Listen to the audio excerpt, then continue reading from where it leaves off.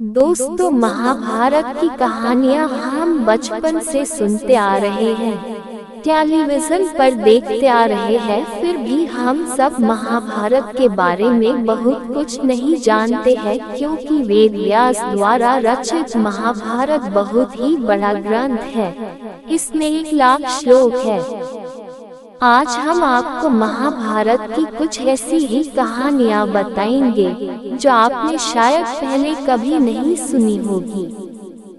तो आइए शुरुआत करते हैं मामा शकुनी से। उससे पहले वीडियो को लाइक कर दीजिए और कमेंट बॉक्स में जय श्री कृष्णा जरूर लिखें। साथ ही चैनल पर नए हैं तो सब्सक्राइब करके बेल आइकन प्रेस कर लीजिए। दोस्तों, हम सब मानते हैं कि शकुनी कौरवों का सबसे बड़ा हितैषी था, जबकि है इसका बिल्कुल विपरीत। शकुनी ही कौरवों के विनाश का सबसे बड़ा कारण था। उसने ही कौरवों का वंश समाप्त करने के लिए महाभारत के युद्ध की पृष्ठभूमि तैयार की थी। पर उसने ऐसा किया क्यों? इसका उत्तर जानने के लिए हमें धृतराष्ट्र और गांधारी के विवाह से कथा प्रारंभ करनी पड़ेगी। एक साधु के कहे अनुसार उसका विवाह पहले एक बकरे के साथ किया गया था। बाद में उस बकरे की बलि दे दी गई थी। ये बात गांधारी के विवाह के समय छुपाई गई थी। जब धृतराष्ट्र को इस बात का पता चला तो उसने गांधार, नरेश, सुबाला और उसके 100 पुत्रों को कारावास में डाल दिया और काफी यातनाएं दी। एक एक करके सुबाला के सभी पुत्र मरने लगे। उन्हें खाने के लिए सिर्फ मुट्ठी भर चावल दिए जाते थे। सुबाला ने अपने सबसे छोटे बेटे शकुनी को प्रतिशोध के लिए तैयार किया। सब लोग अपने हिस्से के चावल शकुनी को देते थे ताकि वह जीवित रहकर कौरवों का नाश कर सके। मृत्यु से पहले सुबाला ने धृतराष्ट्र से शकुनी को छोड़ने की विनती की, जो धृतराष्ट्र ने मान ली। सुबाला ने शकुनी को अपनी रीढ़ की हड्डी का पासे बनाने के लिए कहा। वही पासे कौरव वंश के नाश का कारण बने। शकुनी ने हस्तिनापुर में सबका विश्वास जीता और 100 कौरवों का अभिभावक बना। उसने न केवल दुर्योधन को युधिष्ठिर के खिलाफ भड़काया, बल्कि महाभारत के युद्ध का आधार भी बनाया। द्रौपदी अपने पिछले जन्म में इंद्रसेना नाम की ऋषि पत्नी थी। उसके पति संत मौद्गल्य का देहांत जल्दी ही हो गया था। अपनी इच्छाओं की पूर्ति के लिए उसने भगवान शिव से प्रार्थना की। जब शिव उसके सामने प्रकट हुए तो वह घबरा गई और उसने 5 बार अपने लिए वर मांगा। भगवान शिव ने अगले जन्म में उसे 5 पति दिए। एक श्राप के कारण धृतराष्ट्र जन्मे थे अंधे। धृतराष्ट्र अपने पिछले जन्म में एक बहुत दुष्ट राजा था। एक दिन उसने देखा कि नदी में एक हंस अपने बच्चों के साथ आराम से विचरण कर रहा है। उसने आदेश दिया कि उस हंस की आंख फोड़ दी जाए और उसके बच्चों को मार दिया जाए। इसी वजह से अगले जन्म में वह अंधा पैदा हुआ और उसके पुत्र भी उसी तरह मृत्यु को प्राप्त हुए जैसे उस हंस के। अभिमन्यु था काल्यवन राक्षस की आत्मा। कहा जाता है कि अभिमन्यु एक काल्यवन नामक राक्षस की आत्मा थी। कृष्ण ने काल्यवन का वध कर उसकी आत्मा को अपने अंगवस्त्र में बांध लिया था। वह उस वस्त्र को अपने साथ द्वारिका ले गए और एक अलमारी में रख दिया। सुभद्रा, अर्जुन की पत्नी, ने गलती से जब वह अलमारी खोली तो एक ज्योति उसके गर्भ में आ गई और वह बेहोश हो गई। इसी वजह से अभिमन्यु को चक्रव्यूह भेदने का सिर्फ आधा ही तरीका बताया गया था। एकलव्य ही बना था द्रोणाचार्य की मृत्यु का कारण। एकलव्य देवाश्रवा का पुत्र था। वह जंगल में खो गया था और उसको एक निषद हिरण्यधनु ने बचाया था। एकलव्य रुक्मणी स्वयंवर के समय अपने पिता की जान बचाते हुए मारा गया। उसके इस बलिदान से प्रसन्न होकर श्री कृष्ण ने उसे वरदान दिया कि वह अगले जन्म में द्रोणाचार्य से बदला ले पाएगा।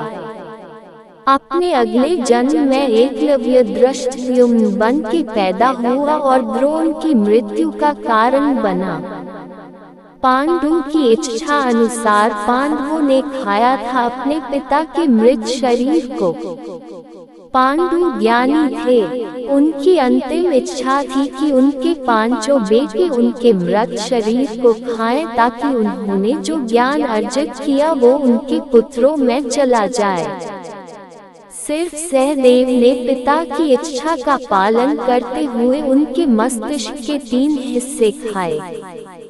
पहले टुकड़े को खाते ही सहदेव को इतिहास का ज्ञान हुआ, दूसरे टुकड़े को खाने पे वर्तमान का और तीसरे टुकड़े को खाते ही भविष्य का।